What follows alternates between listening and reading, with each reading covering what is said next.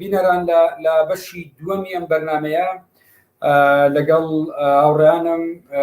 سەلام عەبدوڵڵاه وەروە عەلی مەحموود گفتوگۆ دەکەین لەبارەی ڕۆڵی چەپ لە بارودۆخی ئەمڕۆدا و ئەرچی چەپ چی بکە لە کاتێکە بۆ نمونە یعنی چەپ چی بکە بۆ بەجەماوەری بوونی بۆ خۆ بە خاوەنکردنی کۆمەڵگا چەپ چی بکە لە کاتێککە کوردستان ڕوبەڕووی قەیرانی گشتگیر دەبێتەوە. ئەمە بەو مەفهومەی ناکە چەپ تەنیا شەرعیەت لە قەیرانەوە وەربگرێت لە ڕاستیە، بەو مەفهومەی کە چەپ چۆن بتوانێت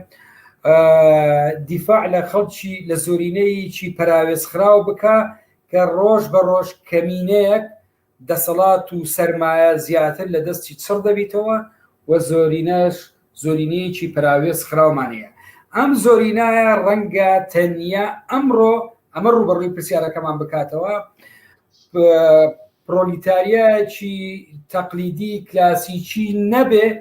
ئەوەی کە لە سەدەکانی ناوەڕاست و بەدواوە هەبوو. ئەمڕۆ مهامشین و پەراوێزخراوەکان زۆرینەی خەڵکی کوردستان لە خاننشینان و لە فەرمانبەران و لە کرێکاران و لە خەڵکانی بەتەمەن و لەو گەنجانەی کە تازە تەمەنی 18 ساڵی تەواوەکان هەموو ئەوانە دەچنە ریزی پەراوێزخراوەکان لە کۆمەڵگا پرۆلیتاریا. پرسیار ئەوەیە کە چ بەرنامەیەکی هەیە بۆ ئەم چینە کۆمەڵایەتیانە و موقعی ئەم چینە کۆمەڵایەتیانە لە هزر و لە ئۆرگانی سیاسی چەپا چییە؟ لە کاتێککە ئێمە باز لە چەپەکەین ئێستا حزبی شوعی کوردستان بەرەو کۆنگرە دەڕوە، پارتە چەپەکانی تر بە هەمان شێوە سەرڕای هەندێ ئیشقاقاتیان قسە لەسەر جارش کە خۆ ئامادەکردن دەکەن کە چۆن بێنەوە ناو کۆمەڵگا و ئەمە لە کاتێکە کە لە ناو شارعە لە شەقامە بە بەردەوام دروشمی یەکسانی دروشمی داواکردنی دادپەروەری و دروشمی دابینکردنی ژیانێکی شایستە بۆ خەڵکەیە. پرسیارێکی تر لەم بارودۆخە ڕوبەڕوومان دەبێتەوە ئەوەی عەلی مەحموود وتی چۆن چەپ بێت تەجاوزی عەقڵیەتی پۆپۆلیستی و شەعبەوی بکە و چۆن ڕوبەڕووی لێک کاتە، یعنی ڕوبەڕووی ئەم عەقڵەتی پۆپۆلیستە بێتەوە کە دوێنێ لە ناو حرەکەیەکی سیاسی دیاریکراوە بە سیفەتی ئیسفەنجی وەرگرت 5.5 ملیۆن دەنجی خەڵکی کوردستانی برد، دواتر لە ڕاستیە جگە لە ناومێدی هیچی نێنایەوە. ئێستا حرەکەیەکی تر دروست بووە بە هەمان شێوە یعنی بارودۆخێک ئامادەیە ئەویش بە هەمان عەقڵەتی پۆپۆلیستی لە ڕێگای دروشم بەرزکردنەوە خەریکە تەجاوزی چەپ بکاتن. پرسیار ئەوەیە چەپ ئێمە لە نێوان دوو مۆدێل لە چەپە لە ڕاستیە پرسیارێشتر ڕوبەڕوومان دەبێتەوە. چەپێک کە من ئەمەشیان جاریشتر باسم کردووە، چەپێک ئەوەندە لەگەر دەسەڵاتە، ئەوەندە سیاسەتی پراگماتیکیانی هەیە لە جێگای ئەوەی واقع بگۆڕی واقع ئەوی گۆڕیوە. بە پێچەوانەی ئەوە چەپێکمان هەیە ئەوەندە بە هەمان شێوە ئەویش هەر مەشغوڵی دەسەڵاتە و دژی دەسەڵاتە، پشت ئەوی جارشکە وازی لە کۆمەڵگا هێناوە. لە ڕاستیە هەردوو نموزەج ڕوویان لە دەسەڵاتە و پشتیان لە کۆمەڵگایە. ئێمە چەپێکمان نییە کە لە ڕێگای مەشروعی بیناکردن لە خوارەوەی کۆمەڵگاوە ئەوەی لە خانەقینەوە بۆ نمونە و ئەزمموی یەکرێ، ئەمە ئەزمونە لە ڕاستیە و قابل بە تێگەیشتنە و قابل بە ڕەخنەشە، قابل بە دەوڵەمەندکردنە. بەڵام پرسیار ئەوەیە چەپ جگە لە مەسەلەی ئەم حاڵەتە ڕۆتینەی فێر بووە. هەندێک حاڵەتی ئەمە بەمانەی ئەوە نییە بەیاننامەی سیاسی و گفتوگۆی سیاسی و کۆبنەوەی سیاسی گرنگ نەبێ، بەڵام چییە کادێ بۆ خانەقینێک ئێستا کارەبای نییە و دەرەجەی گەرما دەرەجەی حرارە لە سەروی پەنجاوەیە، چیەکە بۆ هەولێرێک کە ئاوی نییە کە کارەبای نییە لە سلێمانیەک، چیەکە کە زۆرینەیەک ڕۆژ بە ڕۆژ دەچێتە پەراوێزی کۆمەڵگاوە کەمینەیەک دەوڵەمەند دەبێت. ئەم کەمینەیە تەنیا خاوەنەوەیەکانی بەڕەهێنان نییە لە ڕاستیە، هێزی عەسکەری بەدەستە و میدیای بەدەستە. ئەوەی ئێستا پێی دەوتێت لە ڕێگای میدیای ئەلکترۆنی و تەکنەلۆژیای تازەوە کە هێرشیجی گەورە لەسەر عەقڵی ئینسانەیە، چەپ لەوە بارودۆخێکە ئیمکانەیە هەڵبسێتەوە بەو مەفهومەی نا لە ڕاستیە، بەو مەفهومەی نا ئیلا لە پەرلەمانە دوو کورسی بیکا بە 4 کورسی. کە من تێگەیشتی من وایە ئەگەر ئێمە قسە لەسەر خەباتی پەرلەمانیش بکەین چەپ لەم ڕۆدا دەبی پێی وایە بێ خەباتی پەرلەمانی جوزئێکی بچووک بی لە تێکۆشانی چەپ خەباتی جادە خەباتی جەماوەری خەباتی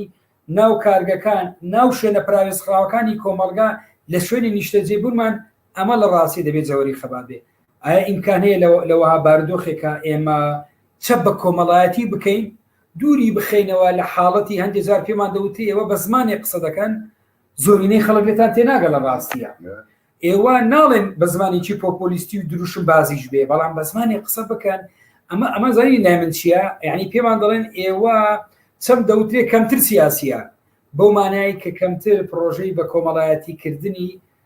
پرۆژەکانی خۆی هەیە ئێمە چۆن دەتوانین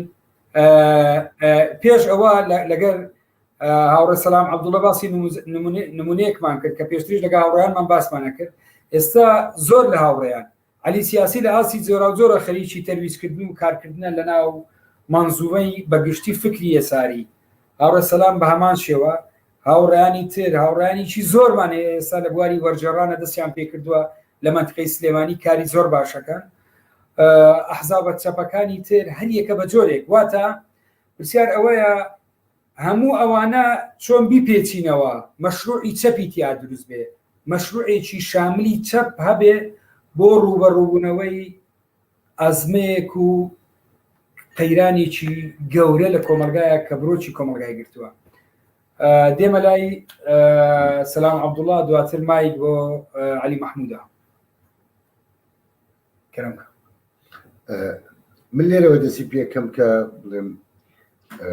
بیرمەندی ئەم حزبانە ئێستا کە زاڵن لە حکوومەت بیرمەندەکانیان نووسەر و بەناو ڕۆشنبیرەکانیان لە تەحسیل ئەخیر کە بەشێکیان ڕخنەش لە ئەدای حکوومەتەگرن لە تەحسیل ئەخیر دووبارە تەسکیەی ڕەوتی سیاسی حزبەکانیانەکەن ئەم جۆرە کەسانە ئەیانەوێ خەڵکە ناڕێزێکە بۆ لای خۆیان باریان لار بووە بە تەواوی لار بووە ئەنوێ خەڵکەکە دووبارە بکۆزنەوە بۆ پرۆژەیەک کە بە تەواوی دەچێتە خزمەتی ستەمکان خیتابە سیاسیەکان بە تەواوی فەشەلی هێناوە لە بەرجام خەڵک ئێمە بە باشی ئەزایان بەڕای من بە باشی ئەزانین ئەگە خطابە اقتصادیەکەمان بەقوت بکەین چونکە لە ئەوە خەڵکەکە باشتر جوانتر ڕوونتر بەبێ ئیدعا باشتر لێ تێگا ئەم حزبانە بوونەتە سەبەب بێکاری خراپی کارەبا ئاو خراپی خەدەمات خەڵکەکە ئەمە بە جوانی تێگا ئەمە ئەبێ ڕوون بکرێ کە سیاسەتێکی دیاریکراوی ئەوانە وای لێ کردووە ئەندامەکانی خۆشیان لی بناڵێنن ئەلم خاڵە ئەوانی هیچیان نییە بۆوتن غەیری بێکاری غەیری ئەوەی خەڵک لە بەردەم نەخۆشخانەکان ڕاوەستن پارەی نەشتەرگەریان نییە یا کرێنشینە یا پیسی ژینگە تێکی داوە و زۆر یا هەژاری یا ژنان یا یعنی ئەو هەموو خاڵانە کۆکەیتەوە ئێمە ئەبێ لەم ئاستا ئیش بکەین ئەوان هیچیان نییە بوتن 100% هیچیان نییە ئێمە ئەبێ لەسەر ئەم خاڵانە ڕێکەوین بە خطابە اقتصادیەکە بچنە ناو خەڵکەکە خطابە سیاسیەکەوان باسی مافی مرۆڤەکەن باسی ئازادی ئەەکەن باسی دیموکراسی ئەەکەن خەڵکەکە باش تا ڕادەیەک لەوە حاڵی بووە کە ئەمە هەمووی دروشمی بازرگانی مزەیەفە بۆ خەڵاتاندنی خەڵکەکە ئەبینێ گیرفانی بەتاڵە قەرزارە بێکارە ئیتر بڕێکی زۆر ناچاری این بووە شارەکانیان بەجێ بێنن ئاوایەکانیان بەجێ بێڵن یا ڕوو بکەنە هەوڵ بدەن لە بێ ئومێدیە بڕۆم بۆ دەرەوە و کەمیشنین ئەوانەی کە ناچارن خۆیان نەکوژن یان ئەسڵەن کوردستان بەجێڵن بۆ ناوچەکانی تر بۆ عێراق بۆ نمونە ئێمە ئەبێ بێن دووبارە لەبەر ئەوەی خەڵک لە ئێمە دوورە ئێمەش بە عەمەلی لە خەڵک دوورین هەڵەکانی خۆمان دیاری کرد ئێستا باسمان کرد وا چاکە خەڵک نایە بۆ لامان ئەبێ ئێمە بڕۆینە ناو ماڵ بە ماڵی خەڵکەکە هەموو کەسێکی چەپ هەر کەسی خۆی بە چەپ ئەزانێ ئەبێ پێ بڵێن کاکە ئیتر باسی وتادان مەدە دەستی خۆتم پیشاندا بە شێوەی عملی لە ماڵ بە ماڵی خەڵکی هەژار لەسەر تاپای کوردستان باشە دەگەڕێمە وڵات کە ئەو با بڵێن پرۆژە عملیانە یانە ئیشە عملیانە چین کە دەوێت چەپ بیکە و ئەزمونێکی خۆتمان بۆ باز بکە لە خانەقین تۆ چی بەدەستێناوە و ئێستا هەست بە چیەکەی وەکو تەقیمێکیش بەڵام دەچمە لای علی سیاسی لەو بەشە تێگەیشتنی خۆی بدە دواتە دەگەڕێمەوە لا لەسەر ئەم مەسەلەیە قسەمان بۆ بکەیت ئەوڕۆ علی کەرەم کە بە بڕوای من ئێستا چەپ تەنانەت تێکۆشەنانی چەپیش کەسانی ڕابردوون یعنی کەسانێکن پیر کەسانێکن لەم ڕۆژان لەگە برادری کۆمەنستی کرێکاری قسەم کرد تومەڵا ئێستا ئێوەش هەمووی ناوەندی تەمەتان لە 50 ساڵ تێپەڕی لە گەنجەکەی جاران نەمان یعنی لە جیهاندا سەری ئەمریکا بکە سەری دەنگدەرانی برنیسان دەستکە سەری پارتی چەپی ئەڵمانیاکە سەری پارتی چەپی سویدکە سەری پارتی چەپی سویسرا بکە لە زۆربەی وڵاتاندا وایە دەنگدەری پارتە چەپەکان گەنجان و ژنانن بەڵام ئێمە لە کوردستانە ئەوەی بەینی چەپەوە ماوەتەوە خەڵکانێکی پیرن لە هەموو جیهاندا زانکۆکان بوونەتە ناوەندی چەپ یعنی تەنها لە ئەمریکایە ڕاستڕەوەکان ئەوانەی لایەنگری حیزبی دیموکرات و ڕاستڕە و ئاینەکانن لە زانکۆکانە هیچ دەستڕۆیشتونین لە بواری لێدوان و لە بواری بۆچوونەکانی خۆیاندا دووەم حیزبی چەپ حیزبی قەیران نییە تەنها خۆ لە یابان قەیران نییە بابن لە یابان قەیران نییە حیزبێکی کۆمۆنیست هەیە سەتادەی خەڵکەکەی لەگەڵە سەتادەی خەڵکی ئەو وڵاتەی لەگەڵە جەریدەیەکی ملیۆنیە 2 ملیۆنی ڕۆژانە لێ دەفرۆشرێت داهاتی مەصرفی حیزبەکەی خۆی لە ڕێگەی فرۆشتنی جەریدەکەیەوە دەرەکات لە یابانە ئەی جەریدەکەی تۆ 100 دانەی لێ فرۆشتێ نافرۆشتێ کاکە گیان بێت تۆ بزانی بۆ جەریدەکەت نافرۆشتن کە جەریدەکەت نەفرۆشرا ینی دەنگدەریشت نییە کە دەنگدەرت نەبوو ینی خەلەلێکت هەیە خەلەکەت چییە تۆ هەزار جاوەگە قسانەی ئەو ڕێنوانەی کاک سەلام کردی بەڵام پێت لە ناو حکومەت نەبڕێت هەر بچۆ ناو خەڵ گوێ لێ ڕاناگرێت کاکە گیان خۆ ئێستا سەریکە لە ناو لە کوردستانە ئەوەندەی لەم ماوەیە حیزبی شوعی خۆپشاندانی کردووە بۆ داخوازەکانی خەڵک هیچ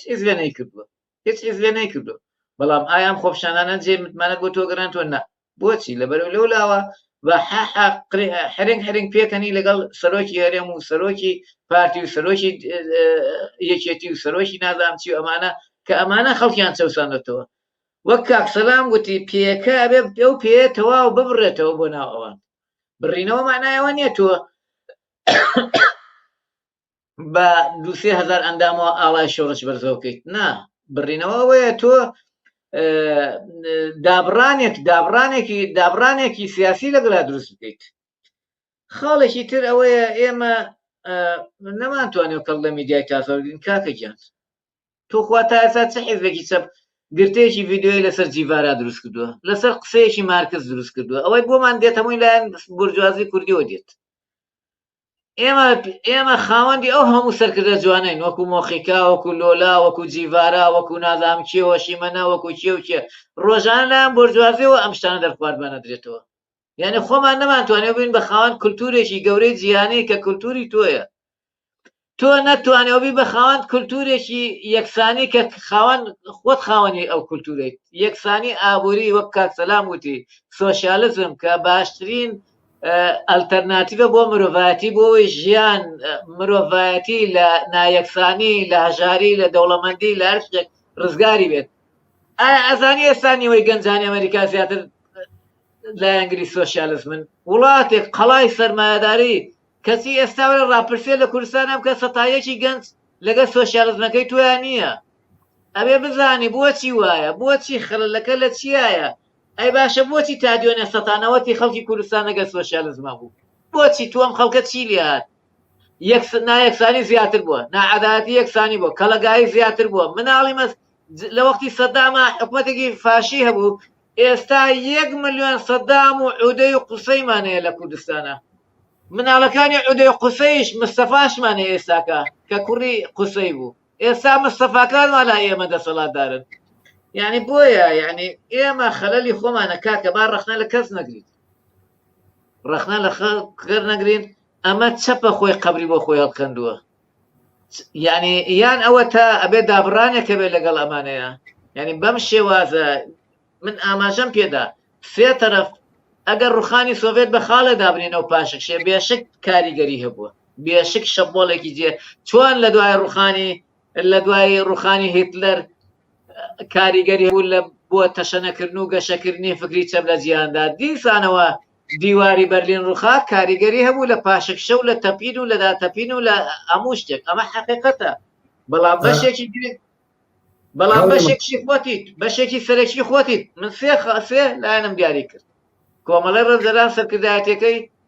حیزبی شووی کوردستان سەرکردایەتەکەی چکە بەڕاستی قاعدەی حیزبی شووی لەگەڵەوەیان نییە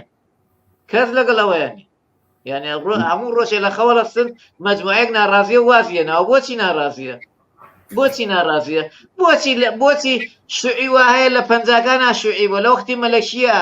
سزنی مەلیک بۆ ئێستا وازەت و دێنێ بۆچی لەبەرەوەی تۆ وەڵام بە داخواز ویستی ئەوە نانی کاکە گیان خەڵک ڕاستە حەز بە ئیمتیازاتەکات وەزیفەی دەستکەوێت بەڵام لە هەمان کاتیشدا خەڵکانێکی زۆر هەیە لەزەت خۆشی بەختەوەری لە خەباتا دەبینێتەوە لە بەرەو ڕووبوونەوەیە دەبینێتەوە تۆ بەختەوەرێشی لێ دەگریت تۆ بەختەوەریە دەگری لەوەی کە خەڵکێک لە ڕێگەی خەبات و تێکۆشان و مقاومە و بەرگریەوە بەختەوەری بینێ ڕێگەی و بەختەوەری لێ دەگریت با یەک بەراوردێکی کورد بکەم لەم بارێک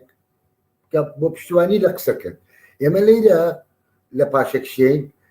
هەر لەم کاتە سەختە لە عەزەمەتی ئیمپریالیزمی عالەمی ئەبینین تەنانەت ئەو وڵاتانە کە چەپتیا تۆزیە پاشەکشەی کرد لە ئەمریکای لاتین دووبارە زۆر بەهێزەوە هاتنە مەیدان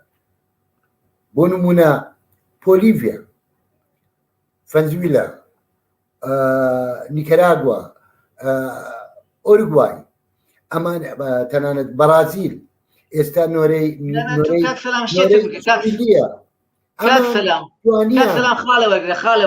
خاڵێ وەرگرە من نمونەیەکت بۆ دێنمەوە لە ساڵی 90 لەو کوردستانە هەڵبژارد نەکرێت چ جارێک حیزبی شووی وێرایەتی کاندیدێکی بۆ سەرۆکی هەرێم هەبێت باشە تۆ ئەگەر نەتوانیت لە ڕێگەی هەڵبژاردننی سەرۆکی هەرێمەوە ئەلتەرناتیفی بیر و باوەڕ ئەلتەرناتیفی ئابووری سیاسی خۆت پێشکەش کۆمەلگا بکەیت یعنی چیت نەکردووە کاکە گیان هەڵبژاردن هەڵبژاردن باشترین فرسەتە هەڵبژاردن بۆی بیر و باوەڕی خۆت تەقدیمی کۆمەلگا بکەیت لە وەختی ئەو مانگەی هەڵبژاردنە ئەگەر تو نەوێریت کاندیدێکت بووە سەرۆکی هەرێمە بێت یعنی چیت کردووە هیچت نەکردووە یعنی هیچ نیت یعنی خۆی بە کەمە زانێ خۆی لە ئاس حەدەس نازانێ خۆی لە ئاسین نازانێ ئەمە کارە ساتەکەیە ئەوان سەلام ئەبێت تۆ کاندیدت هەبێت بە ئاشکرا پێیان بڵێ تۆ چتێ مەعرەکەوە لەگەڵەنە تۆ فلان کەس کاندیدی فلان حیزبی تۆ دزی تۆ ئەوەندە کوردستان تەڵام کردو تۆ وات کردووە ئەگەر نەوێری دەم قسانە بکەی یعنی هیچ دوو ڕێکخراو نەهات ناڕزایەتی دەربڕێ لە هەولێر دش بەوەی کە مەساحەیەکی زۆر گەورە درا بە سەفارەی ئەمریکی دوو نەفەر نەهات ناڕزایەتی دەربڕێ بڵێ نیوەی ئەو پانتاییە تەرخان بکرێ بۆ لانەواز بۆ خەڵکی هەژار بۆ کرێ نشینەکان کاک سەلام هەولێر 100,000 کرێکی تایە زیاتریش سەرۆکی هەرێم و سەرۆک وەزیران خانەکەیانێکی ملیۆنە مەتر زیاترە جگە لە خانەکان تریان لە مەسیف و نازام لە کۆچۆ جگە لەمانە یعنی خانی ملیۆن مەتریمان هەیە ئێمە خۆ من 2-3 جار لە NRT لەسەرەوە مقابلەم کرد خانی ملیۆن مەتری لە تەلەڤیزیۆنی پەیام ئایا خانی ملیۆن مەتری بووە معقولە تۆ سەرۆکی هەرێمەکەت سەرۆکی ئەنجومەن وەزیرانەکەت سەرۆک کۆمارەکەت هەر بە هەمان شێوە خانی 100,000 مەتری هەیە لە هەولێرا لە کوردستانە نازام لەکوێیە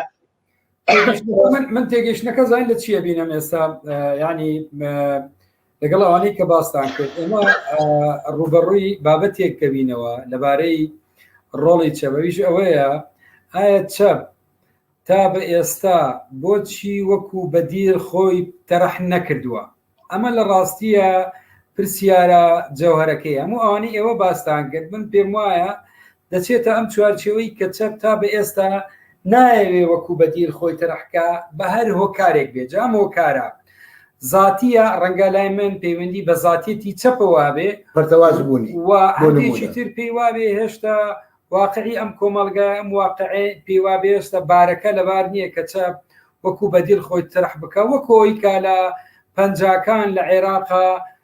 چەپی ڕوبەڕووی زەربەیەکی گەورە کردەوە کە ئەوانەی مزەکەرات و هینەکانیان بیرەوەرەکانیان دەنووسن زۆر لەو بارەیەوە تێگەیشتنە دەن و قەرائەیەکی نەقدی ئەم بابەت دەکەن. خاڵی دووەم علاقەی چەپە لەگەڵ هێز و لایەنە سیاسیەکانی تر. من پێم وایە چەپی ئەمڕۆ پێویستی بە قەرائەیەکی نەقدی ئەو پەیوەندێ سیاسە هەیە، ئەو پەیوەندی هەیە کە لەگەڵ ئەحزابی بۆرژوازیەتی لە ڕاستیە بەدیدی من ئەمە پەیوەندیەکی متەساوی نییە، پەیوەندیەک نییە کە ئەوەی پێی دەوترێ تەکتیکی سیاسی تێدا بێ لە چوارچێوەی مەسەلەی بێکەوە ژیان و ئەمانە تێدا بێ.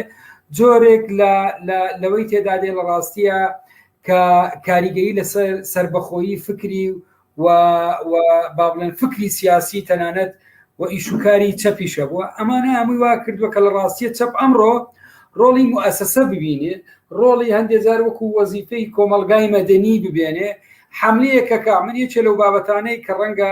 من ئێستا یعنی لە ناو یەکێ لەو هێزە چەپانەم کە لە ڕاستیە بەشێک لەو بەرپرسیارەتی هەڵەگرم و ڕەنگە تێگەیشتنوینی خۆشمانە بێ لەسەر ئەم مەسەلەیە. بەم دوایە ئاخر نمونە یعنی ئەگەر ئەمە وەکو نمونە وەربگرین بۆ چەپ ئاختوسەی بکە ئاخر حملە کە چەپ کردی کە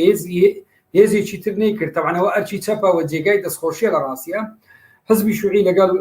زەحمەت کێشان و بزرگترینەوەی دیموکراتی گەلی کوردستان حملەیەکی کرد لە چوارچێوەی دژایەتی و مناهزەکردنی نیولێبرالیزم لە کوردستانە دش بە خەسخەسەکردنی کارەبا. ئەم حملەیە بینە بەرچاوی خۆت نزیکەی 10,000 ئیمزای بۆ کۆکرایەوە، زیاتر لە 30,000 ئیمزای بۆ کۆکرایەوە. ئێمە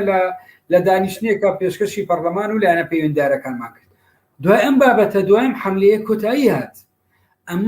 ئەمە ئیدامەی نەدا. باشە پرسیار ئەوەیە یعنی چەپ ئێستا لە ڕاستیان دەزار تۆ وا بیرەکەیتەوە. ئەمە نمونەیەکە لەسەر ئەمە ئیشی جەماوەری هاوڕێیان، ئەمە ئیشی جەماوەری چەپە، ئەمە یەکێکە لە مەسەلە گرنگەکان.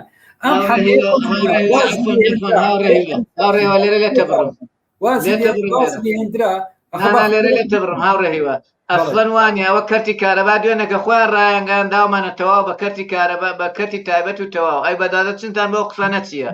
هەر ئەوە تەوقع کاکە گیان هەر ئەوە گرنگ نیە تۆ تەوقع کۆکەیتەوە دوای چۆن دیفاع ئەگەر تۆ سەریکە ئەگەر تۆ نەتوانێت دیفاع لە تەوقعەکان کەیکە کۆت کردوێتەوە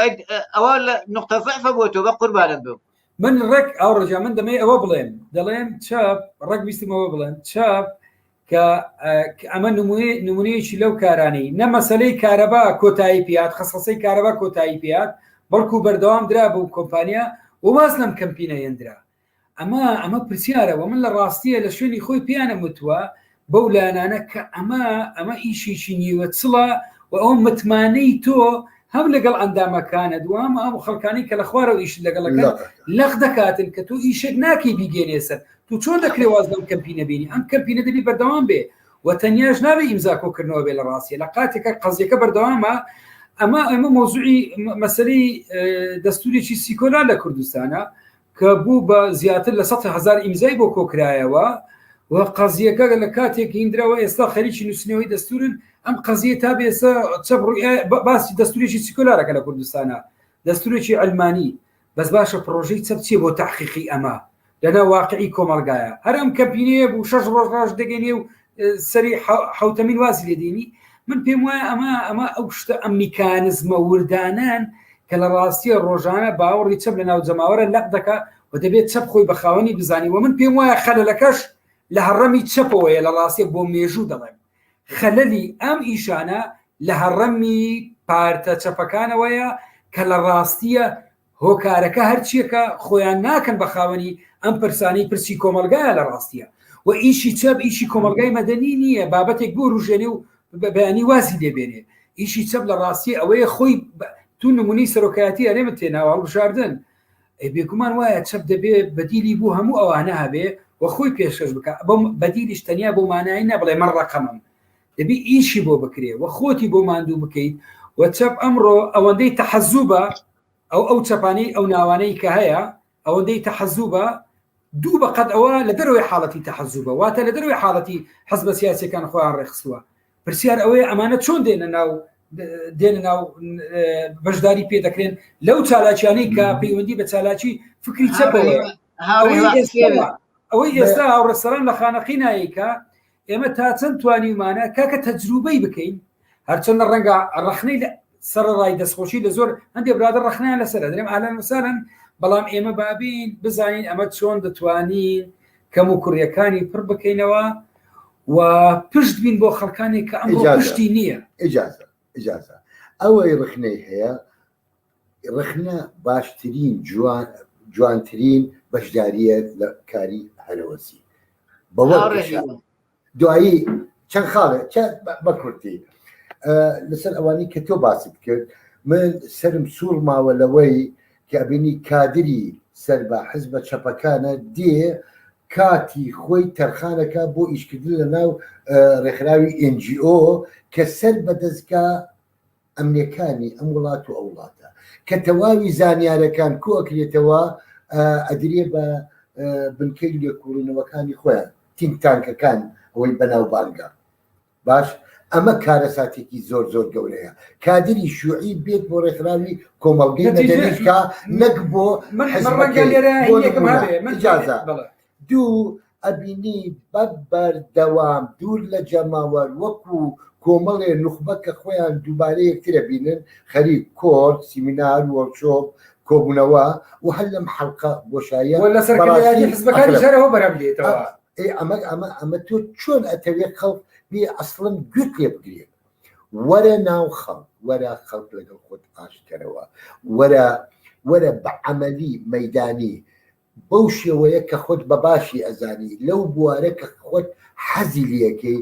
بە یەک گرتووی لە شار بە شار ئاوایی بە ئاواییش شارۆچکە بە شارۆچکە کاری هەرەوەزی ئەنجام بدەین ئەمە پردێکە بۆ ناو خەڵک ئەمە پەروەردەیەکی سیاسیە ئەمە داهێنانی سەلام عەبدوڵڵا یا فڵان نییە تەمەشای مێژووی ڕابردوو بکەین ئەبینین خەڵکی کوردستان بەخۆی دەست پێشکەرێکی زۆر عەزیمی هەیە لە بواری کاری هەرەوەزی جۆگە دروستکردن جاران و ئێستا خۆم ڤیددیۆیەکم بینی پێشمانگێ لە بناری هەڵگورد 5,000 مەتریان کردووە بۆ ئەوەی ئاو بگاتە ئاوایەکەیان بەبێ ئەوەی من بیان ناسیم یا تۆ بیان ناسی دەست پێشخەری خۆیان لە ئاوایەکان بەبێ دەست پێشخەری من و تۆ کاری هەرێوەزیەکەن بۆ نمونە لە بێسانسووە لە چەندین ئاوایی تر ئێمە ئەبێ خۆمان بەم پرسە تێکەڵکەین لەکوێ پێداویستی خەڵک هەیە بە شێوەی مەیدانی بڕۆین گوێمان لە هەناسەی خەڵک بێ لە ئەوە کولتورێکی باو بووین پێش ئێستا خۆمە هەموو لادێنشینین هەموو بەردەوام ئیش هەرەوەزی و فڵان ڕۆژ قورکاری بۆ فڵان مامەکرد قورکاری بۆ مزگەوتەکەن قورکاری بۆ ماڵە فڵانە فەقیر فڵان هەتیو جیاوازەکە چییە وەکو سیستێمێکی بەدیل باس بکرێ دش بە سیاسەتی لیبرالیزمی نوێ دش بە بازاری ئازاد و لێکەوتەکانی بە خەڵک ئەم پەیامە بگەێنین ئەمە تاقە سیستێمە کە ئەتوانێت کەرامەتی ئینسان بپارێزێت خەڵک لەمەتی ئەگا تۆ وەختە ڕۆژانە دوو خاڵ باسکەم خاورە سەلام تخوا یارمەتی یەک هاوڕێ من هیوادارم بەرنامە بکەن لەسەر ئەزمموی ڕۆژئاوای کوردستان یعنی بۆ نمونە بۆ لەسەر قسەکانی کاکسەلام کە لە ڕۆژئاوای کوردستان هەموو جیان بە ئەزممونێکی چەپی دەزانێت بەڵام چەپی کورد خۆی بە خاوەندی نازانێت بۆچی ئەمە وایە بۆچی وایە ئەمە نمونێک سەریکە خاڵێکی تر بۆ مەسەلەی هەڵبژاردننی سەرۆکایەتی خاڵێکە نابێ ئێمە بترسین دەنگ دێنیوان دەنگ ناینەوە بۆ فڵان کەس 5,000 دەفتەرەدا بۆی خۆی هەڵبژێرێت و نازام چی بکات و لەمانە تۆ سەیریکە حیزبی شووی فەرەنسا لە ئەنجومەنی پیرانە 14 کورسی هەیە، یعنی حیزبێکی کاریگەرە 106 بۆ 7 دەنگەکانی هەیە، بەڵام کە دێتە سەر سەرۆکایەتی وڵات کاندیدیشی هەیە هەموو جارێ 1 بۆ 1.5 دێنێتەوە، لەو نابێنە دێنێتەوە، بەڵام ئەوان هەر بەردەوامن لە ئێستا و کاندیدی خۆیان دیاری کردووە، ناترسن لە ئیشەکەی خۆیان، دەنگەکانیشان هەر زیاد دەکات لەم ماوەیە لەما نارم بە مروری زەمن، بەڵام لە چاو هەڵبژاردننی پێشی دەنگیان زیادی کردو، یعنی ئێمە چەپ ئەبێت لە هەموو شوێنێکە ئامادە بێت، لە هەموو هەڵبژاردنێکە ئامادە بێت، لە هەموو شوێنێکە ئامادە بێت، آخر معنای نیە تۆ لە ناو هەڵبژاردننی پارێزەرانە کاندیدت نەبێت، یعنی ئەوە کارەساتە پارێزەران یعنی سەیریکە تۆ لە ناو بارمەتی ئەورانی تکاکەم لێرەوە ئەوەی ئەم بەرنامەیە بینێ تکاکەم طبعا ئەم ئیشەکە ئەم پێشنیارە ئەیکەم پر بەدڵ حەزمە کرد خۆم بیکەم، بەڵام دیارە دەرفەتەکە نییە لە سلێمانی ئەوەی خۆی بە چەپەزانێ نووسنگەی حکوومەتی ڕۆژاوا هەیە تکاتان لێ ئەەکەم بڕۆن بەرنمەیەک لەگەڵا بکەن گفتگۆیان لەگەڵا بکەن بێن کادریان داوت بکەن بۆ ئەوەی بۆمان باس بکەن بە عملی لە بواری ئابووری چۆن وڵاتەکە بەڕێوە ئەبەن بەکاری هەرەوەزی یان پشتیان بەستووە بە بازاڕن ئازادە نەنگەکەی ئەم حکوومەتە، ئەمە زۆر گرنگە بۆ لەوێ خەڵک رازیە بۆ لێرە رازی. کاک سەلامگیان داخوازەکەی تۆ هیچ ناگات، ئەزانی بۆچی ناگات لەبەرەوەی ڕاگەیانی کوردی ئەمڕۆکە لەژێر هژمۆنیای کۆنەپەرستی و ئەمانەی کە ئێمە بە ناشرینیان نەزانین، ینی لەژێر کاریگەری ئەوە نایە، ینی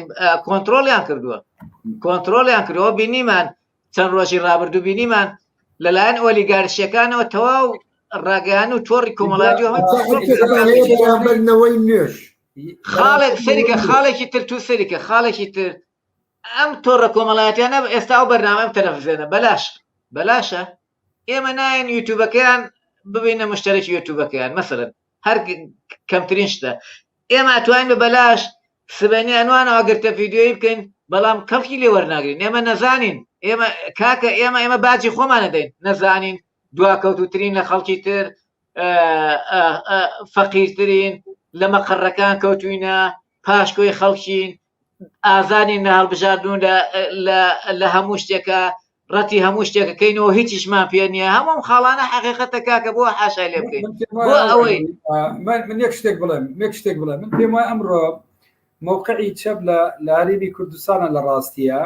ینی بۆی زۆر ڕەشبینانەش باڵێن تەماشای بابەتەکە نەکەین لە ئاستی جۆرا و جۆرە ئامادەجیەیە ئەوەی خەلەلی جێوەری کوڕی باوکم وەرەوەرە لە چی ئامادەجیە ئەو کاری کەباتی گشتەکەم تەواوکەم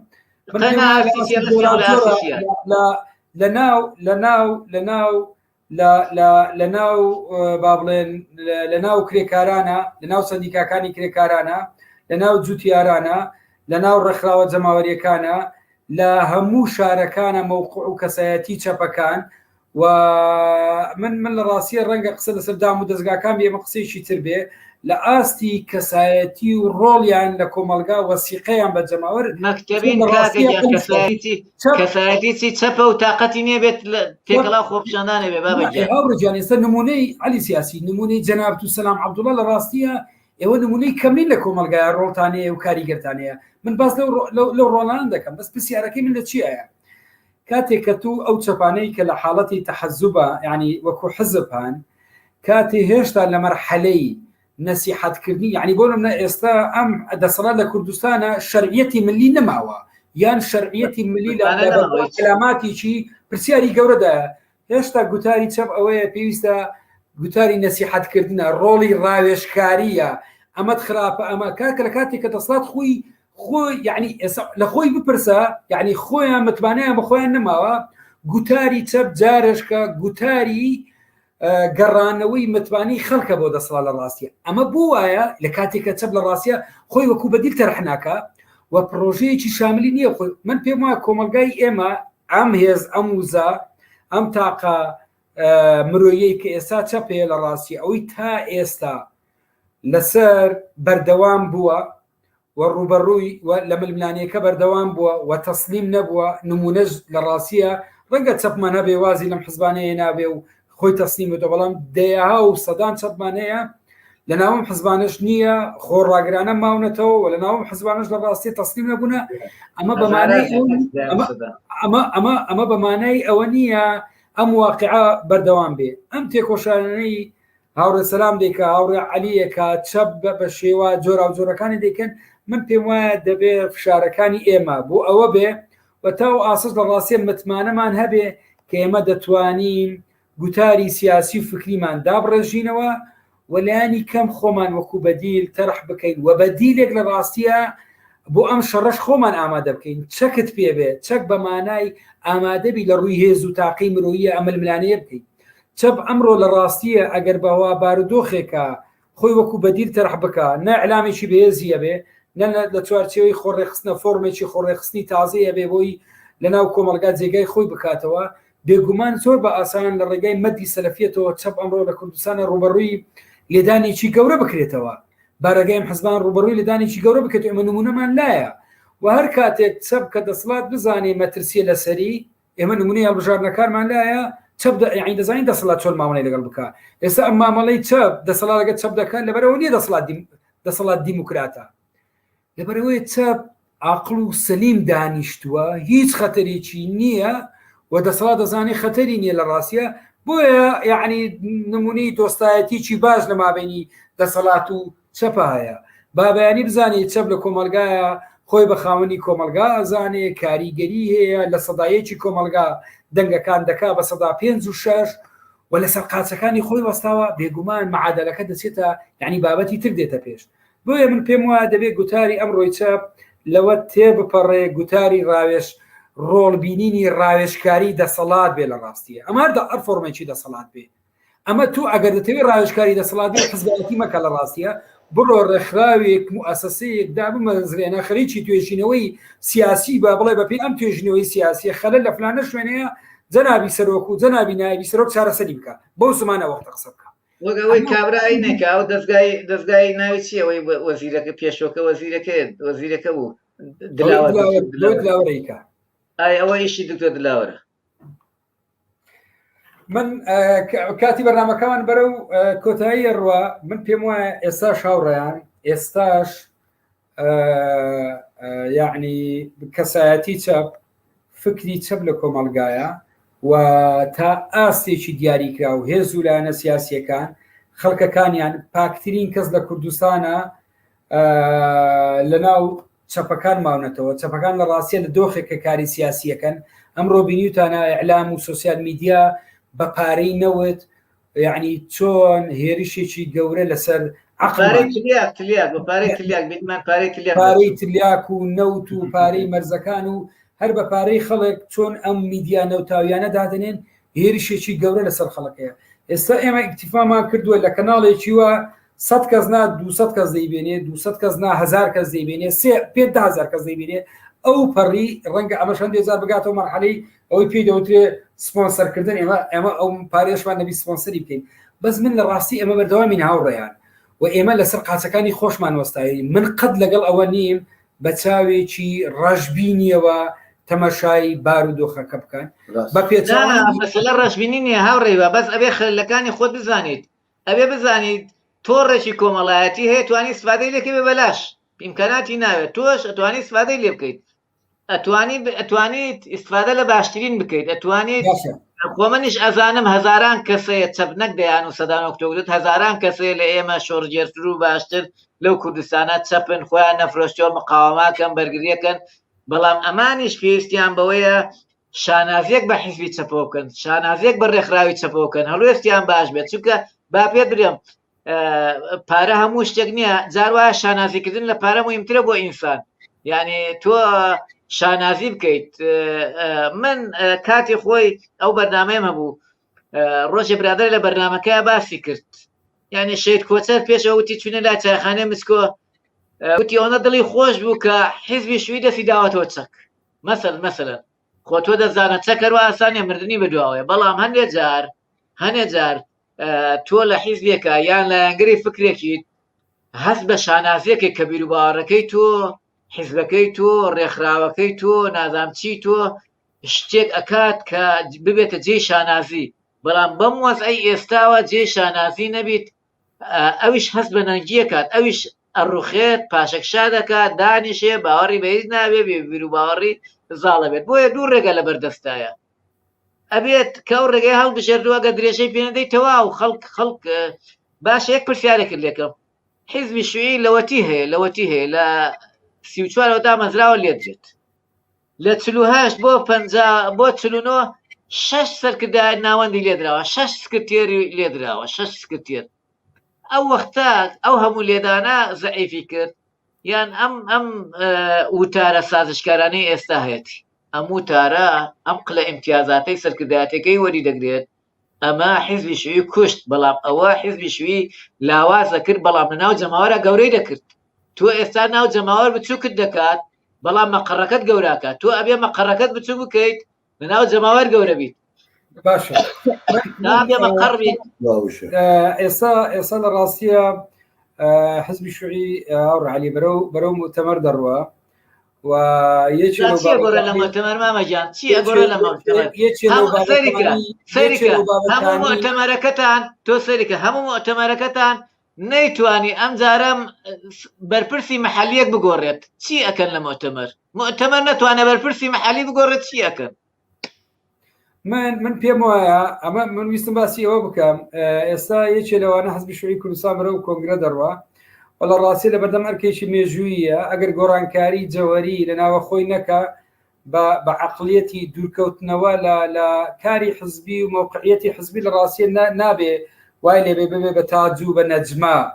ببێ بە شوێنێک لە ڕاستیە بۆی خەڵکانێک موقعی تەبەقیتیا بگۆڕێ و وەتیایە دەوڵەمەند بێ یان جۆرێک لە احتیکاری هەبێت چکە ئێمە لە ڕاستیە حزبی سیاسی مەفهومی حزبی سیاسی لە کوردستانە لە بەردەم ئەزمەیەکی گەورەدایە ئەمڕۆ ئێمە حزبمان نییە بە مەفهومە بەو مەفهومەی کە حزبێک بێ چێتێکی ئارەزۆمەندانە بێ و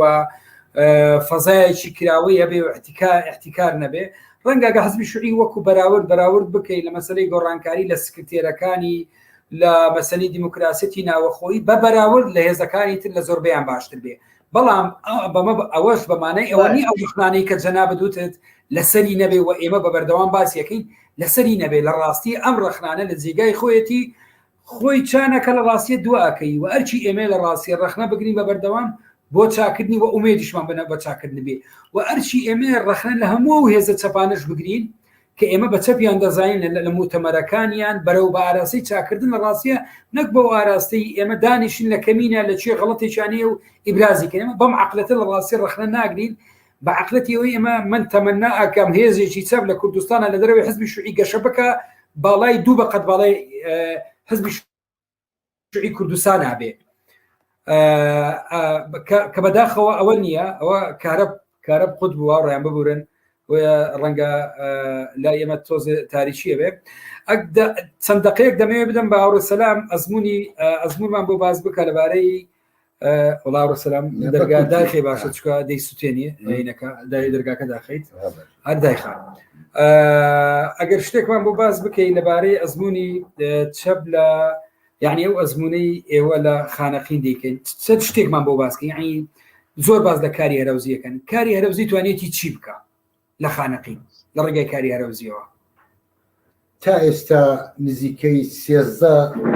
خان و قوتابخانەمان دروست کردووە خۆشترین هەواڵ دوێنێ بوو کە پێیان ڕاگەیاندم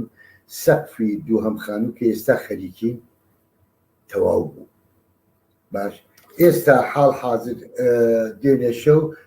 باسی ئەوە کرا کە نەخۆشخانەی ئەوەی تایبەتە بە کۆرۆنا پێویستی ئۆکسیجینە منێک دەخێم کارەبا دەکڕم زۆر بەداخەوە ئێستا لەیرەم دەنا برادەرەکان لەوێن ئەوانیش کێشەی مناڵیان نەخۆشە هەمسەریان نەخۆشە یا ئیشیان هەیە ئەگەر لەوێ بباتام هەر ئەمڕۆ هەوڵی ئەوەمەدا ئۆکسیجین بگاتە ئەو مستشفەیە حکوومەت 100 دەبەی ئۆکسیجینەیە منیش هەرم توانی 100 ڕەنگە زیاتریش لە حکوومەت زیاتر دەبەی ئۆکسیجین بگەێنم بۆم طبعا هەر هەمووی بە هەوڵ و قووەتی خودی خەڵکەکە نەک بڵێ تەنها من پرسیارەکە ئەوەی ئێوە ڕێگەیەکی لەوانی لەسەر بێ بۆ نمونەوێتی لە حاڵەتی خێرخوازی تێ بپەڕێ ببێ بەکارێکی مشتەماعی و ئەمە لیژانی بۆ تشکیل بکرێ خەڵک خۆی لە بەڕێوەبردنا بەجێ لە زۆرەکان بچێتە ئەم مەرحەلەی تەبعاً ئاسان نییە کە خۆی بەڕێوەی ببان لە ڕاست. چەند نمونە ئەمانە لە سەر ئەوەن بە پێشنیاری دوو برادر وتیان با ئەم شوێنە بکەینە باخچە خەڵکدارە بڕێ دار ئەسووتێنی لەسەر ئەڵوەن وتمان زۆر باشە بە خۆیان خەمی هەموو پێداویستەکانیان کرد منیش تەبعاً پشتیوانیان و لەگەڵیان هەر لە شەفاڵ دار بۆری ئەوەی تەقسیری پێڵێن هەمومان ڕێخست بۆ نمونە لە ناو ئاوایی ئەرکەوازی بەبێ ئەوەی من بە هیچ شێوەیە ئاگدار بم خەڵکەکە ناوڕاست ئاوایی کە شوێنی زەڵ و زیقا و دووپشک و مار بوو هەمویان پاک کردوتەوە بە خودی خۆیان خۆڵیان بۆ هێناوە دەوروبەریان گرتووە لەو گاریێناوە هێزە چەپەکان لەوێ چێ هەڵفاولەکەن فاولێک هینێک ناوفرێکی زۆر جوانیان تیا دروستکە لەگەڵ گڵۆبی بانگەوازانی دەکەی بۆ کاری هەمەێە چەپ تا چەند بە پیل بانگەوازەکەیەوە هاتووە ینی هاوکارتەکەن لە ڕاستیە تا پێش 2-3 مانگ من ئەڵێن خەڵکەکە خۆی تەبەنایەکە پشتیوانیەکە باش بەڵام یەکێ لەو تەرەفانە کە نەک لە کارێک تەنها کارێک یا دووکان کارێک ڕۆڵێکی زۆر جوانی بینی برادەرەکانی حزبی شوعی بوون بە بەردەوام بە هەموو وەسیلەیەک بەشدار بوون لە کارەکان ڕۆڵێکی زۆر زۆر جوانیان بینی باش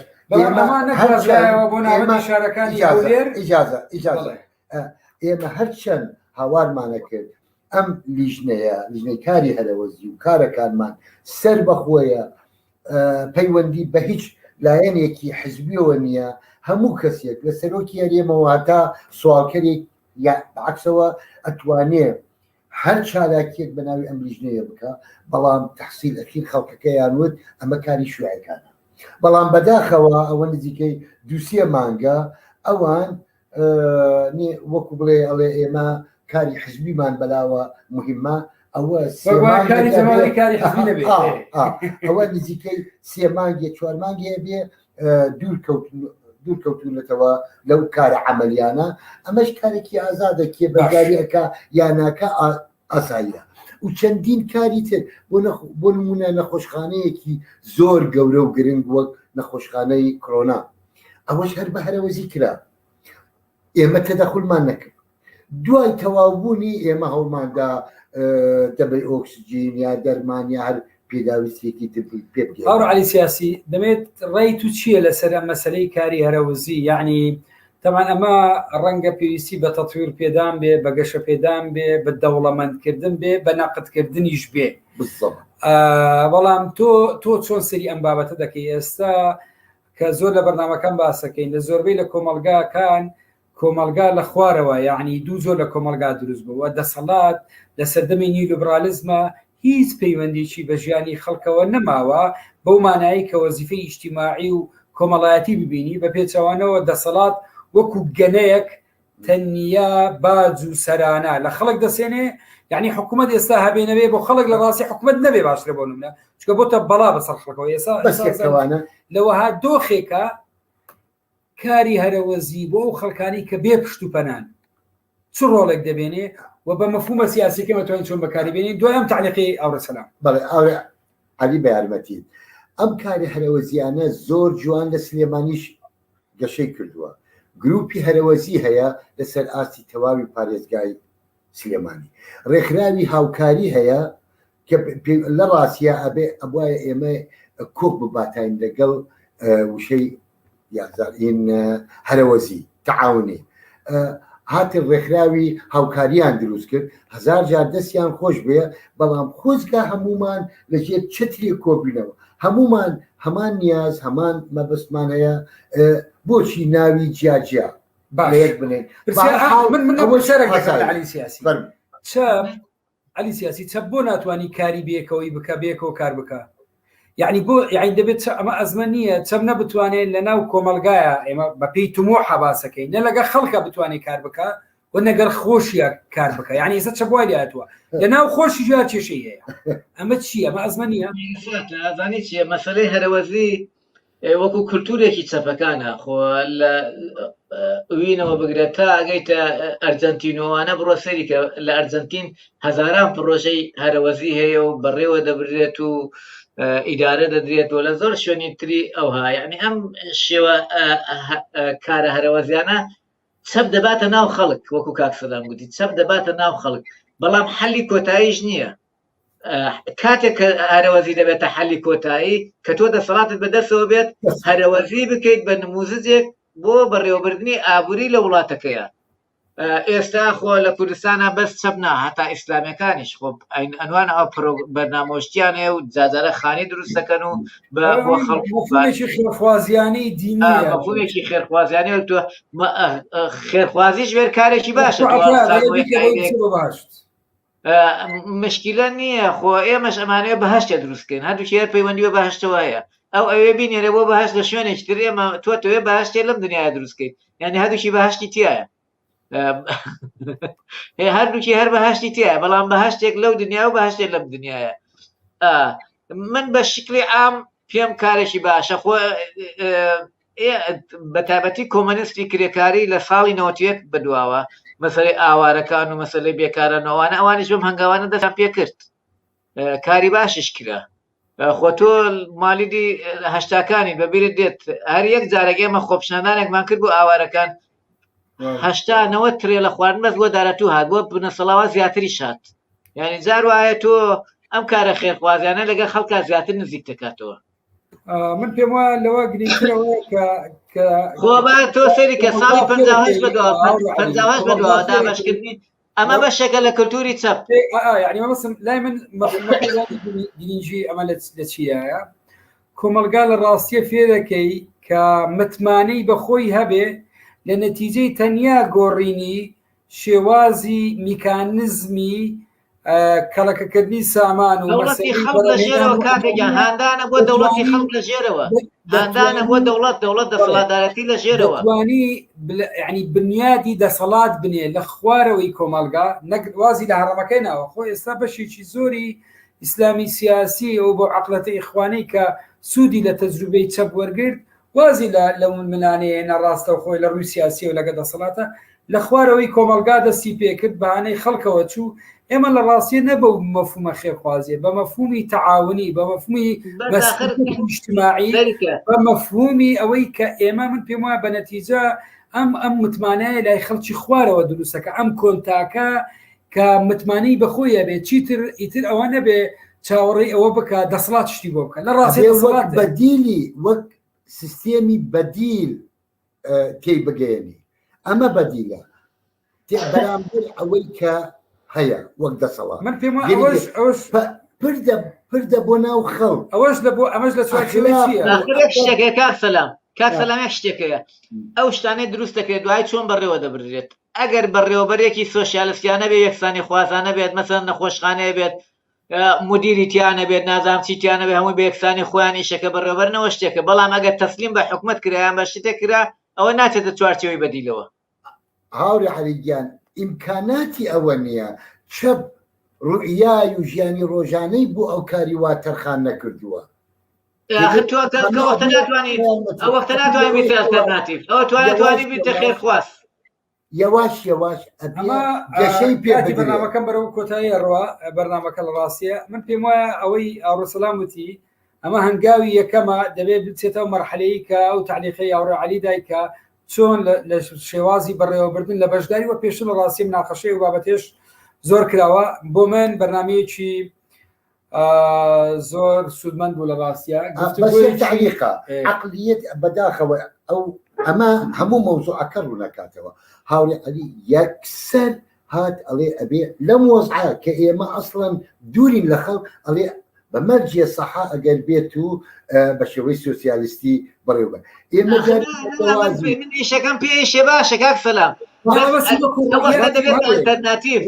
ئەو وەختە دەبێتە ئەلتەرناتیڤ ئێستا نابێ بە ئەلتەرناتیڤ بەس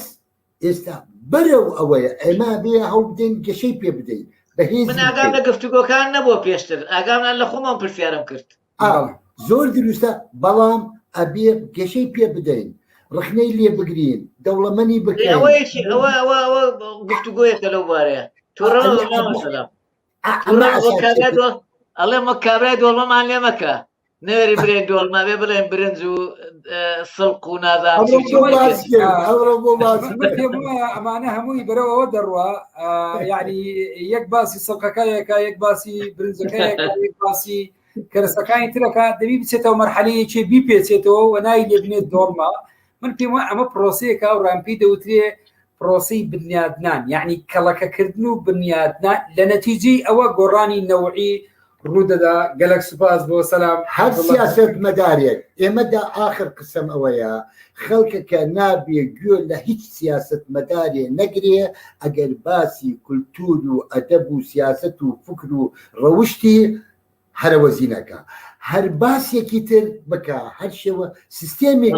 کاروانیش باسەکە کاکە بۆ من گفتوگویەکی زۆر سوودمەند بوو لە یعنی گفتوگویەکی لە ناکاوم گفتوگوۆیە و هاورە سەلام هات لە گاوڕ عەلی بڕیارماندەم گفتوگوۆیە دروست بکەین بەبێ خۆ ئامادەکردنی پێشەچی لە ڕاستیە بەڵام زۆرم پێخۆش بوو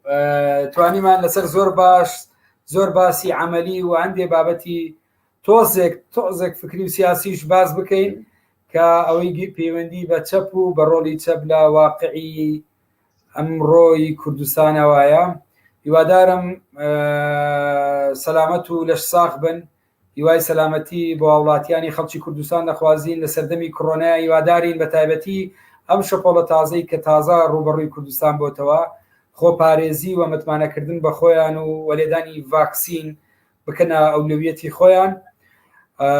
و بۆ پاڵپشتیکردن لە کەناڵی هیوادارم نەخوارەوە سەبسکرایبی کەناڵەکە لە یوتیوب بکەن جاریشتر سوپاس بۆ عەلی سیاسی لە ڕێگای یوتیوبەوە لەگەڵمان بوویت و هەروە زۆر سوپاس بۆ هاوڕێ سەلام عەبدوڵاش و گەلێک بەخێر بیت کاتێکی خۆش بۆ هەموو لایەک هیوادارم هەموو لایەک سەلامەت بن